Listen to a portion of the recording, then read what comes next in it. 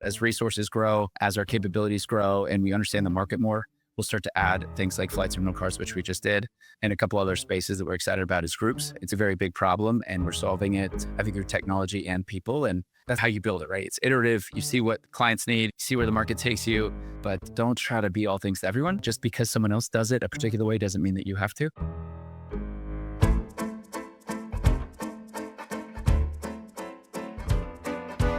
Welcome to the Room Podcast. I'm Claudia Laurie, the founder. And I'm Madison McElwain, the funder. We are on a mission to open the door to the room where it happens, sharing the stories of some of the world's most iconic builders. Authentic storytelling is core to our community. It all started as two best friends who met in the heart of San Francisco as product managers in 2018. When I left Uber to start my company, Madison was our first yes. It was these conversations that birthed the Room Podcast. And nearly 5 years later, our guests have built businesses with a combined enterprise value of over $100 billion. You'll recognize conversations with your favorite technology founders, from Perplexity to Vercel to Zillow to Cloudflare, all across our 110 episode catalog. The best way for you to get to know our community, both online and offline, is by subscribing to the podcast and our newsletter, which you can find at theroompodcast.com.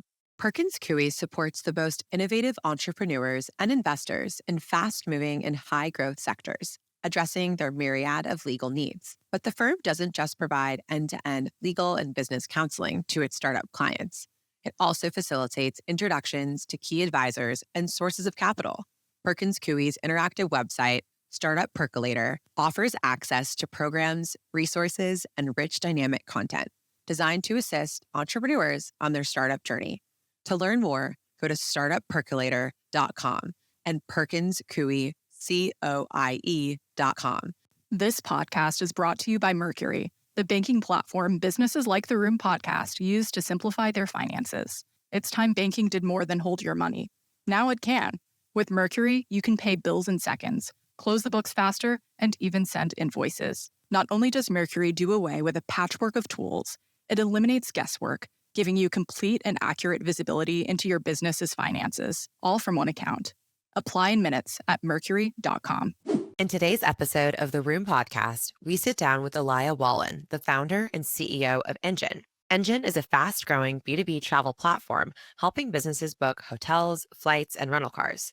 In an era where AI is transforming how teams discover, plan, and optimize travel, Engine is building the infrastructure to meet modern expectations by layering personalization, automation, and low-friction UX on top of a deeply integrated supply network. Born in Logan, Ohio, and raised in Naples, Florida, Elia dropped out of college and launched more than a dozen LLCs before the age of 22. It was in Denver and not Silicon Valley where he bootstrapped Travelers Haven into one of the largest corporate housing platforms in the country. Instead of rushing to scale or raise capital, he quietly built a product that his customers insisted on and held this focus firmly for 5 years before expanding it to start Engine. From narrowly avoiding bankruptcy days during his Series A to navigating COVID as a travel startup, Elia brings a refreshingly grounded lens for company building. And today, Engine is used by thousands of companies across the country and recently closed a $140 million Series C at a $2.1 billion valuation. As conversational AI reshapes how people interact with travel, Elia is building Engine to go from a just booking tool to mission-critical infrastructure for corporate lodging and beyond. Themes and insights from this episode include building a moat within the SMB segment, avoiding the noise by starting outside of tech hubs, and raising capital when focus meets friction, not just when you can. Let's open the door. Eli, thank you so much for joining us today in the room. We're thrilled to have you. And we love to start at the beginning with all of our guests, which is really about where you grew up. So tell us about that and how that's shaped your view of the world. I grew up in Naples, Florida, which is a retirement community for those of you that know. Beautiful spot, but to be a young kid growing up, maybe not the best, unless you're really into golf or the beach, which at the time I wasn't as much. So growing up in a retirement community, where did that set your sights? Were you destined to leave from a young age? I would hope maybe there was an interim between your end and your beginning there, or vice versa. I'm going to insult a lot of people with the retirement community comment, so maybe I'll take it back. Different vibe than a big city. But yeah, I dropped out of college my first semester And being a native, and at the time in Naples, Florida, there was a lot of snowbirds coming down and spending the winter. And so I did have the benefit of knowing the space in the market. So when I dropped out of college, I went into real estate, which was what you do. If you don't know what you're going to do, at least in Naples, go get your real estate license. And that's what I did. And then I started building my business beyond that and knew that Naples probably wasn't going to have the young talent that I needed to scale a business. We love telling what I would maybe consider an untraditional career path. Dropping out of college, I think qualifies as such. Tell us about that early identity for you. And did you always think you were going to become a founder? Oh, yeah. Yeah. It's, geez, I probably started 15 LLCs by the time I was 22. Wow, new record, I think. Yeah. If I had an idea, it was before like LegalZoom too. I would spin up an LLC and I would just do a thing. And later on, the tax returns, the burden of having a ton of LLCs doesn't make a ton of sense. So it's not advice to go do a ton of things at once. But yeah, I think just it was opportunities abound. And when you're young and ambitious and you just wanted to, I don't know, get going, that's what I did. So I started several companies. And the first large commercial successful one was Traveler's Haven, which it took me up until 2 years ago when I sold it to a company called Blue Ground. So learned a lot. Every one of them was its own adventure. So this was in your DNA from a young age, and learning on the job is a critical function. How did some of these earlier founding experiences, you mentioned one just now with Travel Haven, shape your view of leadership? How is that brought into the leader you are today? Oh, goodness. Just trial by fire. You just learn as you go. There's pros and cons to anything, right? But in this case, I wasn't told how to be a leader, right? I didn't have a professor or school book to tell me what I'm supposed to do and when I'm supposed to do it. So I think there's a lot of benefit to that, but also probably some very obvious missteps that I took that I could have avoided. But I'm just a doer. Put me in. Was the problem? Was the opportunity? Let's go figure it out. And I do think that there's a lot of benefit of not coming from another industry or someone else's perception of what this industry or space is supposed to do. And made a ton of mistakes, but also learned a lot of things and probably approached things differently because it was a clean canvas versus being filled by someone else's opinions or experiences. That's incredible. Numerous LLCs later and a fresh perspective on the space, you co-founded Engine in 2014. Before we dive into the aha moment, tell us what Engine does for our listeners who might not have heard of Engine before. Essentially a B2B travel booking tool. Funny thing, it was really just an internal tool for Travelers Haven customers.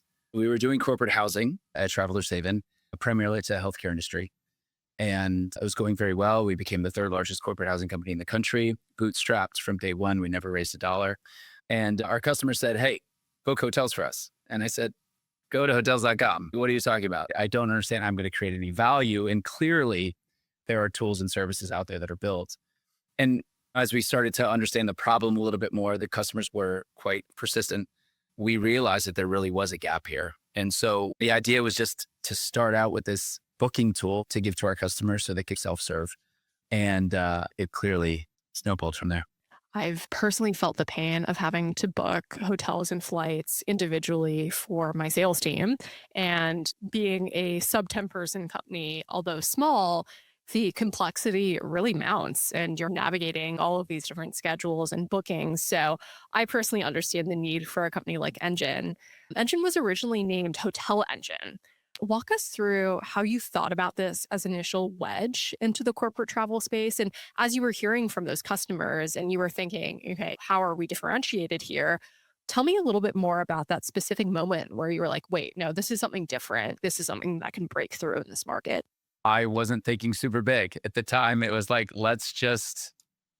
I did lodging. So it wasn't really travel. I wasn't trying to solve business travel problems. I was trying to solve a lodging problem, especially for customers that were doing corporate housing. This was really like to do the bookends of any sort of corporate housing stay. Usually they need hotels at the beginning and the end. And so that's all this was.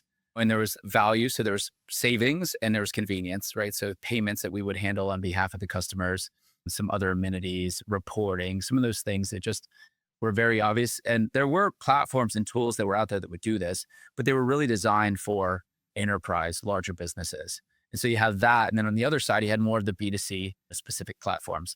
So what we did is we wanted to merge that, bring low friction, ease of use that you kind of see on a consumer site, but bring down maybe any cost or burden to get some of the tools like analytics and payment terms and things like that. I find a lot of the most successful businesses are the ones that didn't just, start with some crazy lofty vision, but actually solved a real hair on fire problem for a specific customer segment, did it well, and grew into a larger vision over time. Engine operates on a B2B model, as you mentioned, serving businesses now of all sizes with their travel and accommodation needs. Tell us, who was your first customer and how did you think about scaling your go-to-market motion? First customers were those customers that we knew. So we had a very captive audience, which was fantastic, right? I didn't have to spin up a bunch of marketing or sales teams. We just basically like, hey, try this out. We started to get feedback and started to iterate from there. And then clearly it became pretty obvious that we'd have a more commercially viable, larger product because we were building it for this business and many other businesses that could benefit. Yeah, scale and go to market. Honestly, we've been very scrappy. When some of these founders raise a lot of money, money ruins a lot of things. It makes people think about the world differently. And I would just suggest to anyone, keep it simple.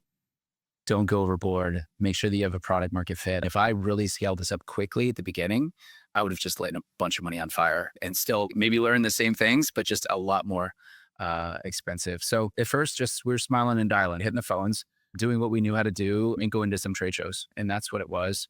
And then obviously once you get some traction and you can see, then you can start to think about scale. And that's when we raised our first money, 2019. The summer of 2019 was when we first raised money. And February of 2020 is when I came over full-time CEO to Hotel Engine at the time from Travelers Haven. That's incredible. I'm also in the B2B space and there's multiple really established players and work a small startup disrupting the space. So can truly relate to what it's like to build and scale a business when other players might have more capital or more brand name. But the corporate travel management industry is highly competitive with entrenched players like Navan, SAP Concur, Travel Perk. You mentioned you started more SMB, but how did you position Engine as you scaled? And what strategies have you employed over time? And what advice would you have for founders who are trying to maintain a competitive edge in a market like travel? Yeah, so I tell the team a lot, most of these startups, most of these companies start in the SMB. It's lower friction. It's easier to talk to people. It's easier to get responses.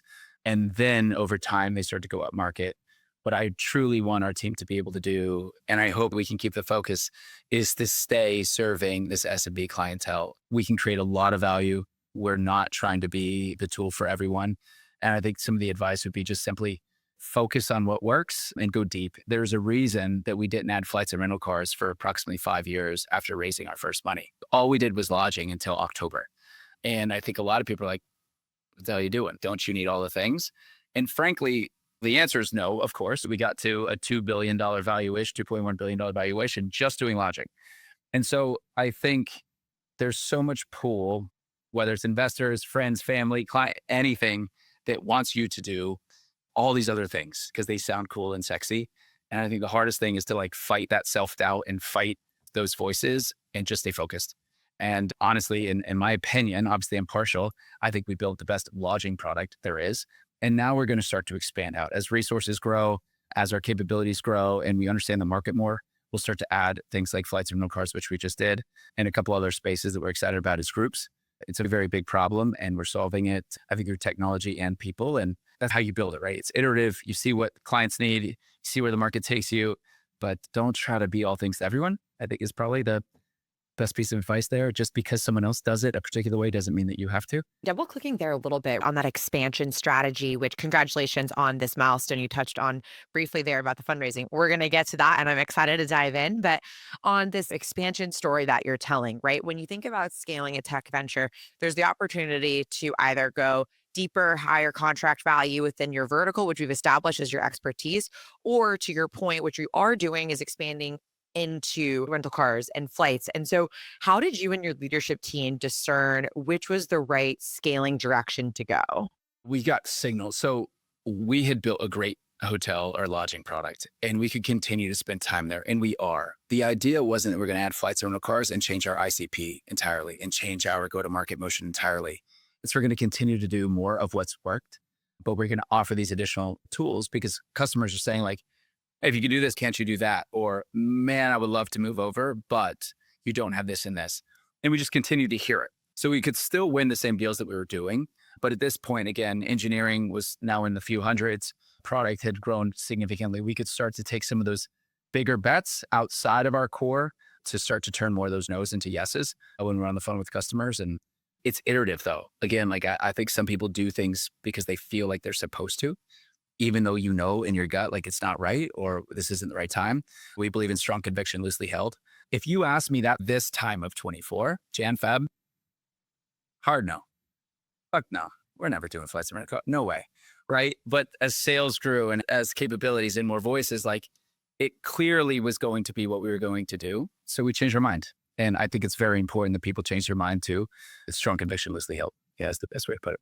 Thank you for sharing a bit of that internal struggle that I'm even hearing from you as the founder of like, well, this is what we're doing. This is our North Star. I don't want to do anything else that's going to distract us. And then you have this team that you're listening to, and a great leader listens well and lets the market and their customers and their team help them guide towards this next shift in scale that you're clearly in now with the rebrand with Engine. Excited about that. I guess maybe double clicking again into this focus narrative about how you've been able to build it. I'm curious how that played in those early years from maybe that 2014 to 2019 era, where you mentioned you were still working on Travel Haven. How did you think about striding that line between extreme focus, but also managing two businesses? It's a great point. I feel like I talk about focus, but at the time I had a side project over there with Travelers Haven. It was a tough time. We started with THH, Travelers Haven Hotels, and it was just a small manual team that was just booking on behalf of these customers. And that was working. And so that was Travelers Haven that was working. And so it became pretty obvious that we could do this outside of being manual. And so we stood up, we hired a handful of engineers and started to go to work on Hotel Engine. But you're right. There was a couple times, and I don't know if I've told the story many times, that I remember going to some close friends and say, I'm going to shut this thing down. I'm spending a couple $100,000 a year, which at the time was a massive amount of money for me. And Travelers Haven was very successful. It was growing very fast. I'm like, what am I doing? Guys, like I'm supposed to focus, right? Why do I have this thing? But there was something that was there. The customers were saying they wanted it. And there was some interest in just more of that scalability with something like Hotel Engine that we were building. And so we stuck with it. But it was a side project. You're saying 2014, which is right. It didn't become real as a standalone product really until 2019. And we raised money at summer of 2019. But early then, like it was this thing that we had on the side that just kept going though, you know? Claudia and I are big fans of side hustles. The podcast is actually our side hustle. And it's funny you mentioned this 5-year mark, right? We're actually in our 5th year of the podcast. And you can do a lot of things very well on the side for 5 years. And then a question does become like, okay, are we going all in on this? What is this utility? So, to be clear, Claudia are asking us themselves this question at the moment too. Thank you for sharing a bit behind the curtain there. We appreciate it. And I think many entrepreneurs feel this tension. And it's great to hear that this worked out for you. I would say early when I did the other LLCs, there's a little bit like safety in numbers. If I have enough of these things, it's one of them's bound to work. Engine wasn't like that. It was more like it was going to complement. There was a purpose. It wasn't just a side hustle. It was like this, I don't know, extension of. So it wasn't really to augment or supplement something else. But early days, yeah, I did a lot of things and then a few things stuck and then ran with them. Yeah. Completely. And have you been in Denver this majority of the time building both platforms? I'm in San Francisco now. I moved out here about 4 months ago. But yes, Denver was where it all went down. How was building a company in a non-tech hub? And what prompted you to decide to move to one? Denver was great for the time that we were there. And again, it was up until just a few months ago. Coming from Naples, Florida, Denver was a big city. It was wild. And I didn't know any place really outside of that other than small town in Logan, Ohio, where I was born. But I think Denver checked a lot of the boxes when we were the size we were. Frankly, we were bootstrapped again. We didn't raise money. So I didn't need maybe that ecosystem that a lot of companies do early on. Great talent, great weather, is young crew out there that we could hire into. And so it worked really well. And honestly, it was probably I shouldn't say probably, it was the right move for me at the time. If I would have came all the way to say San Francisco, I think money probably would have slapped me in the face and I probably would have taken it and gone down some other path. I'm really glad that I wasn't exposed, honestly, to all the temptations of a tech environment like out here early on to establish our core beliefs and business. Claudia and I spent the better half of our career in the Bay, and there is definitely a lot of that zeitgeist that seeps into you. I had a friend when I moved there at 22 say, you're going to become a founder. And I was like, I don't know. That's not really why I'm moving to the Bay. And then lo and behold, I started a podcast 2 years in. So here you are. Have there been any early reflections or thoughts since your move? I love Denver, but I'm glad I got to skip the winter. I have enjoyed the weather immensely. We've met great people. Food is terrific. Honestly, probably one of the biggest things is anyone is listening that hasn't been to San Francisco, at least recently. And I was one that I think the city's fantastic. And I think if you don't know it, though, you just hear on the news and these things like kind of Mad Max-ish style. And I don't want to get political and things, but I think the city has been fantastic. It's early, but I hope it will stay the course. I am hearing whispers that SF is back. There might even be a billboard that says that, someone's telling me. So we'll see. We'll see.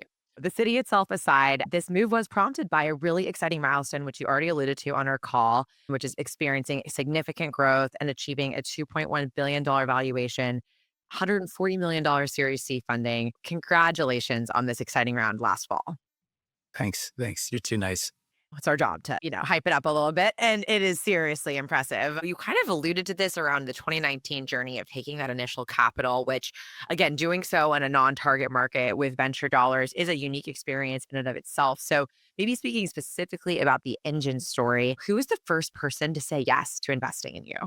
Mickey at Telescope Partners. I got to give him a plug. He's incredible. He's an incredible investor and friend and mentor and all the things good to say about him. We were starting to think about raising money for Travelers Haven. And so I got exposed to some VC, private equity, growth equity, and he kind of came out of the woodwork and he just like, hey, I'm going to be here. I want to meet you someday in Denver. And I was like, okay. And he came by and just salt of the earth, just like a fantastic guy. And I was smart enough, I think at the time, to take his money, put my pride and ego aside. I wasn't programmed the same way. For me, like being independent and not having investors was more of a point of pride at that time. No, but he came in and certainly opened up my eyes to what could be. He was a big reason I appointed my CSO as CEO of Travelers Haven and moved over full time to Engine right at the beginning of COVID, which had he not invested and had he not maybe suggested and nudged and pushed me to move over full time, the outcome may have been different, but he's a fantastic guy. I'm very lucky. Thank you for sharing that. We love an inspiring founder-funder story. Claudia and I are an aspiring, successful one. And so that deeply resonates. And unfortunately, or fortunately, because it's always good learning, not everything goes as planned on the founder journey. You just hit on something that definitely didn't with the global pandemic and a travel startup. But tell us a bit more about some of these moments that didn't go as you would have hoped them to. COVID for most travel companies was a really bad time. It was a bad time for most people. We got very fortunate. We were awarded a large contract with the city of New York to help support their COVID response. So we were already tied into the healthcare community from Travelers Haven. And we stood up a program from scratch with a NICEM, New York City Department of Emergency Management. And we housed tens of thousands of medical professionals and patients that were no longer critical if it needed to go quarantine. So we would put them in hotels for 14 days. And we did a lot of that. And so our entire business shifted overnight. Remote, obviously, that was a big one for us. People don't realize like we were all going to the office every day, 5 days a week, and that was normal to not. So that was one step. But really working with the city and setting up a program as fast as we did, it was the wildest time of my professional life. And we had a very good outcome. And New York was a terrific partner throughout the whole thing. And I think we made a difference in a lot of people's lives throughout that process. So going through that and helping out the way that we could with our resources was massive. On the challenging side, so Mickey doesn't know this, our Series A and B investor, so might as well just get it out now, right? So when we were about to close our Series A with him, we were out of money, full stop. Like Travelers Haven couldn't continue to afford kind of supporting both businesses, lines of credit. And I remember going to some close friends and asking for literally cash. I need $250,000, right? I need to cover payroll. I need this and this. And everyone said no.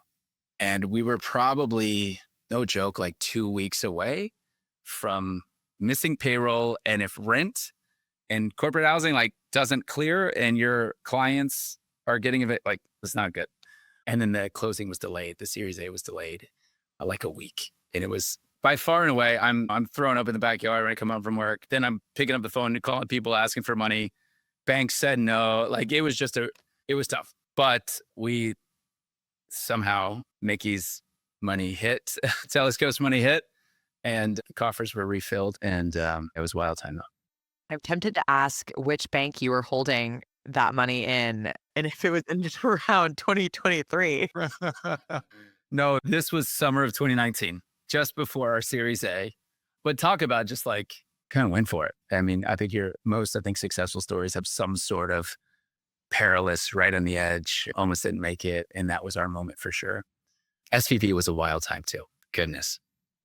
Yeah, it's been a crazy few years, and we really appreciate you sharing that story because it's so easy when you have these amazing headlines, $2.1 billion. Again, not to diminish that in any shape or form, but say, actually, gosh, like we got there because of this grit and these moments of extreme uncertainty. And you too have been through that to get to the other side. It's even more encouraging to hear that this is not normal, but it's not crazy and it happens and it works out as it should.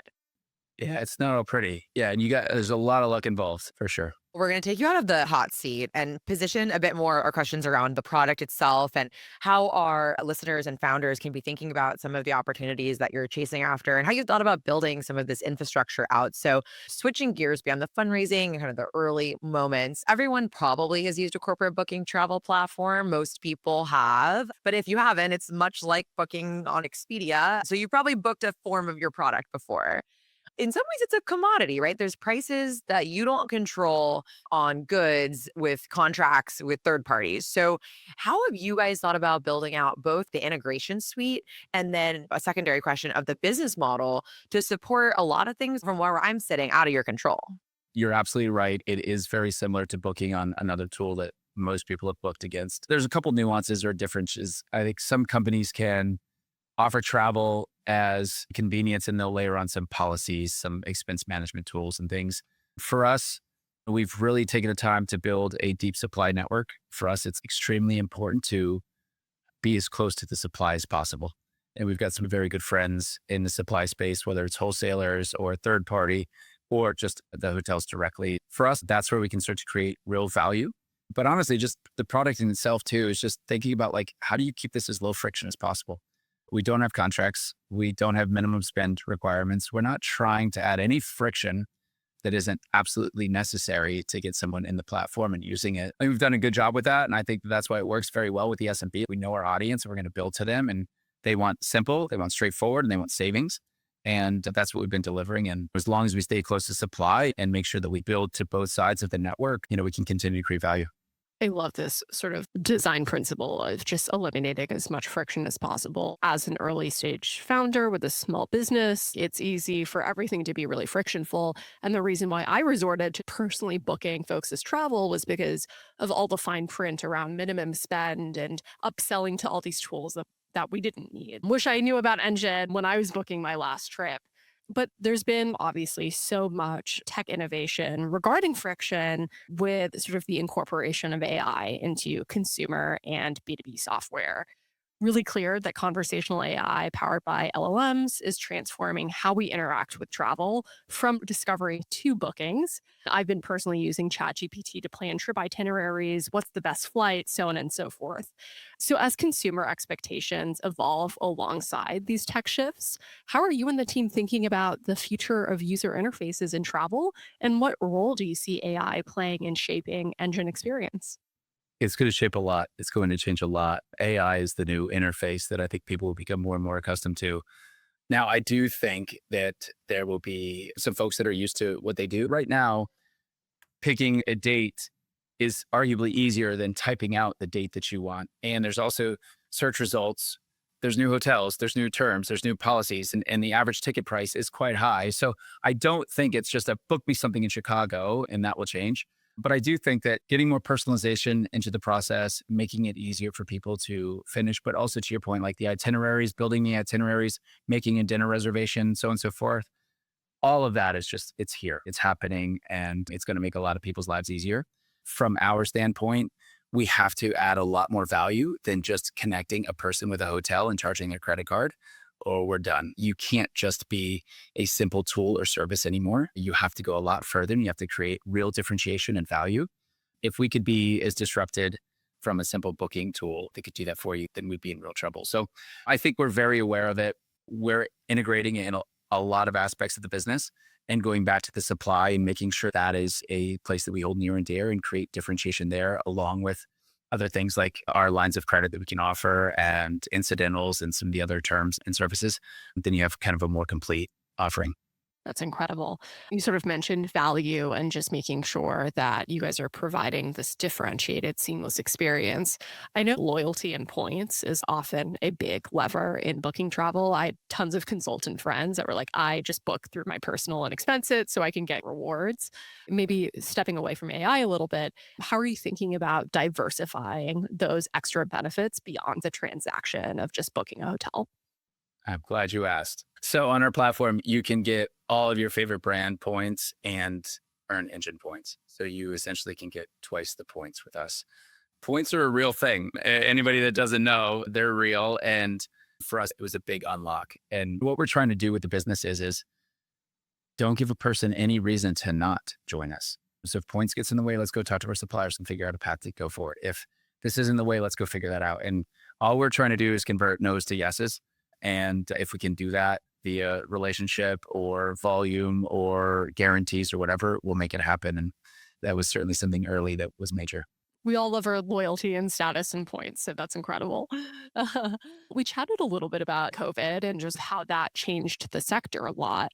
More broadly, how are you feeling about corporate travel as a sector for growth and opportunity, especially as businesses adapt to new travel norms?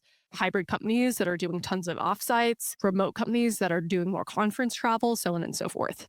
Our CFO has said, you can't out-TAM this company. And so for us, it's just a big space. It's massive. And for whatever reason, the SMB side of travel has not been covered. Again, I think most companies hit the space, they see some early success, they start to move up market, and there's a lot of opportunity up market too. But for us, I really like the space that we're in, and it's very large. So we're going to continue to focus here, and there's a lot we can get after. And that's like the perfect segue into my next question, which is where do you think Engine and yourself will be in maybe 5 years? Oh boy, 5 years. Do you have trouble with it? I get this question all the time. I don't know how to answer that question. Sorry, I wrote that one. No, it's a fair question, but I have no freaking idea. If you see how fast things have changed in the last few years, and the software was always the thing holding us back, and now the software is there, and now you're into hardware and you see these races with the robotics. It's just, I don't know. I love what I'm doing and with the team I'm doing it with, and there's a big opportunity. What it looks like in 5 years, my crystal ball is broken. I hope I'm doing something that's super fulfilling and fun as it is right now. If it's this, I hope it is. Let's go. If the robots take over all the jobs, I don't know. I'll be working for them. Who knows? It's funny, we've had guests on the podcast talk to us, and then we do a revisit 2 years later, and it's wild how much changes in 2 years. So maybe we need to reduce the scope of that question and then have you back on the pod in 2 years. There you go. Yeah. As we come up on time today, we'd love to ask the hero question that we ask all of our guests on the podcast. Who is a woman in your life that has had a profound impact on you and your career? Oh, geez. My wife, for sure. She's a total badass. We have 3 kids. She's got a way harder job than I do. And she helps with the business. And she keeps the trains on track. She's the organized one of the group. And I'm definitely lost somewhere, meandering around without her, for sure. That's incredible. We love a strong sort of collaborative partner in both work and in the personal sphere. That's incredible. And Eli, thank you so much for being on the podcast today, telling the Engine story. It's been a delight. Thank you, Claudia. Thank you, Madison. It's been great to meet you. Appreciate it. Thank you so much for joining us at The Room Podcast. If you want more from The Room every week, subscribe to our newsletter at theroompodcast.com/newsletter. We'll be back next week with a new episode, an inspirational guest, Tuesday, 10 a.m. Eastern, 7 a.m. Pacific.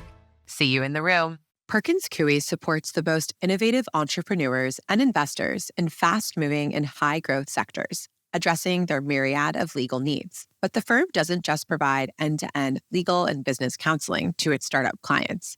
It also facilitates introductions to key advisors and sources of capital. Perkins Coie's interactive website, Startup Percolator, offers access to programs, resources, and rich dynamic content designed to assist entrepreneurs on their startup journey. To learn more, go to startuppercolator.com. and PerkinsCoie.com. This podcast is brought to you by Mercury, the banking platform businesses like the Room podcast use to simplify their finances. It's time banking did more than hold your money. Now it can. With Mercury, you can pay bills in seconds, close the books faster, and even send invoices. Not only does Mercury do away with a patchwork of tools, it eliminates guesswork, giving you complete and accurate visibility into your business's finances, all from one account. Apply in minutes at mercury.com.